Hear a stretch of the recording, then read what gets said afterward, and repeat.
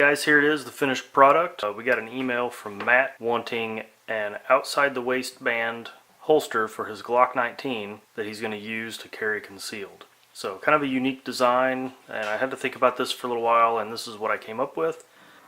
So what we did was, now this is not a design that I ever would have come up with if not for the customer's description on the email there. So what we did was, I didn't want to take up a lot of space on the belt, so we're running, I don't know, 4 or 5 inches wide here. And you see I've got the belt loops sort of recessed underneath the where the slide goes here at the end. And I had to make these belt loops twice because the first set that I made didn't come out, they were too tight. Normally I wouldn't be going around the weapon here so drastically, and I think that was what the problem was. So anyway, I made a little bit wider belt loop and I tested it out. It slides through real nice, but it also fits firm. One thing that I was really worried about with this holster was, because he's going to be concealing this, he's going to be hiding it with his clothing or something, but it's outside the waistband. He wanted the muzzle even with the belt here. I didn't want the top of the firearm to droop away from his body and thereby begin to print very badly. So anyway, here it is. If you stick with this video, you'll see some footage of the process we go through to make the holster, and hope that's entertaining for you. Hit us up at gunhuggerholsters@gmail.com and order yours today. Thanks a lot for watching. Okay, so the first thing that we're going to do is we're going to take our Glock 19 holster mold that we've got here, and we're going to get it prepped to go in the press, which means we got to tape it up and use something to block off this side channel. So that's what we're doing. Alright, now we're getting taped up. That'll give us a little extra clearance. So what we're going to do now is we're going to measure this out. And what I'm going to do is I'm going to make the holster, the Kydex, fold over. It's going to end up sort of looking like this, but instead of putting two pieces together, we're going to just fold it across. We're going to fold the original piece of Kydex over the mold.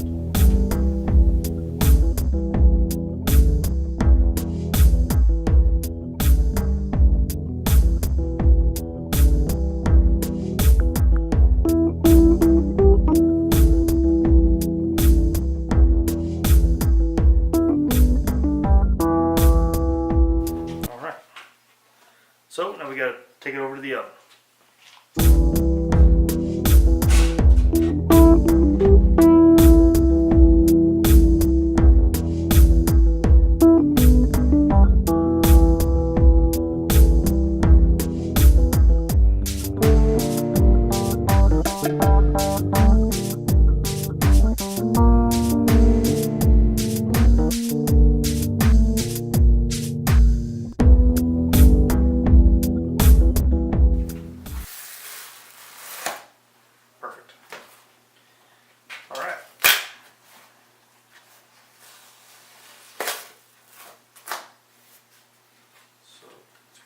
Open.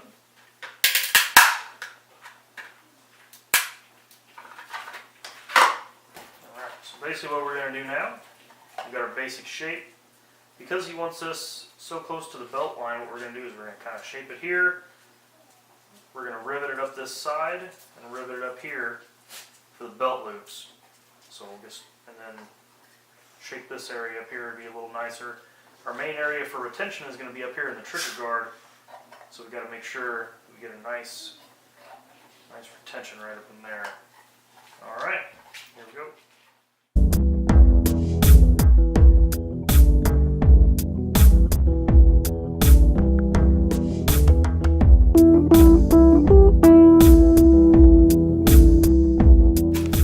There we go. And you can see it's totally not perfect, so we're going to hit it with the Dremel tool. So you can see here, if we look at our mold, we got a nice definition here on, I believe that's a slide catch. And we got another, oh wait, and a little bit of a bump over the mag release. I like to get that up there, but at the same time, fingers have to weld right here. So actually what I need to do is I need to take some of this off also, so that when you go to draw, you get a nice weld with your fingers in the grip. So we're gonna make some adjustments there, and then I'm gonna do some sanding around the edges, and we'll come back.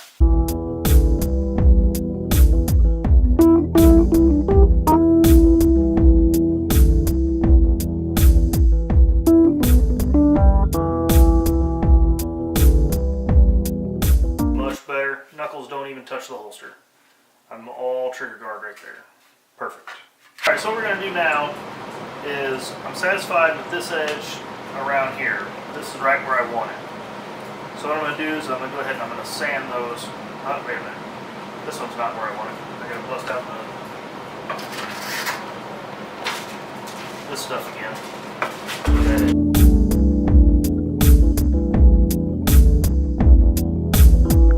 Alright, there we go. Now, these edges on here, here, and here, and for the most part down here, basically where I want them. So I'm going to go ahead and begin to sand them. Try to take away all these rough look here.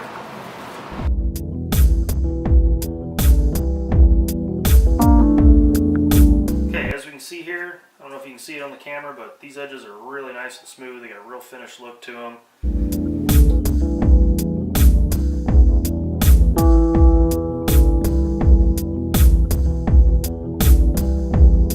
So what we're going to do now, we're going to press this rivet in here to hold it down, so you guys have seen that. I did work these out to get the burrs out with my handy dandy pocket knife, which you're supposed to use a countersink tool for that. I don't have a countersink tool, so I use my pocket knife. Another thing is, with these rivets, the rivet die comes with a little guide. I found that the guide really wasn't helping. And so what I've gone to is a headlamp, and I use the headlamp to see the inside of the die, or the bottom of the thing, to know that I'm lined up. So here we go.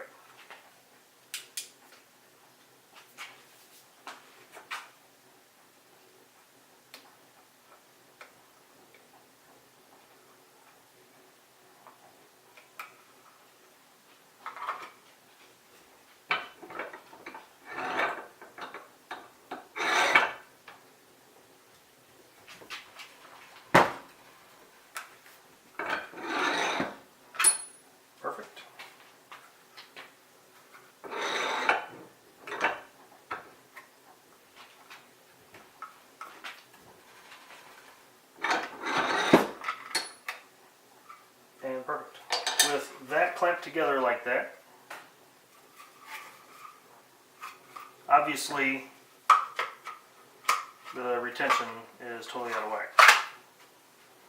Right?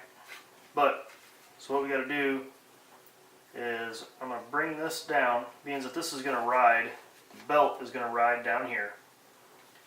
In order to get this to kind of look right and also feel right on the customer's body, what I'm going to do is line up another hole here, and then I'm going to take a decent amount more of this off to come on down here. So that's what we're going to do now.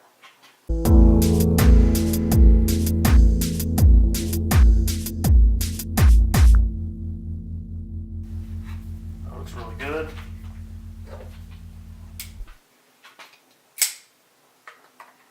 Like I say, you're supposed to use a countersink for this part right here, but as the saying goes, anybody can use the right tool. Then we're going to adjust the retention. Obviously, this thing is way too tight right now, so we're just going to gently heat it.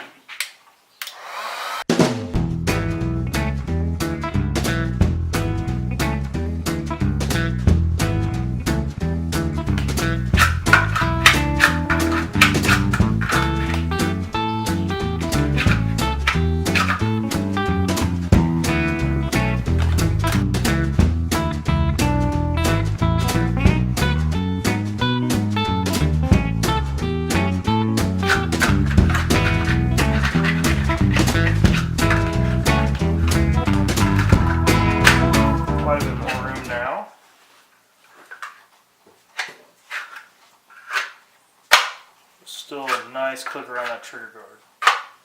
There it is, outside the waistband, set to ride right above the belt.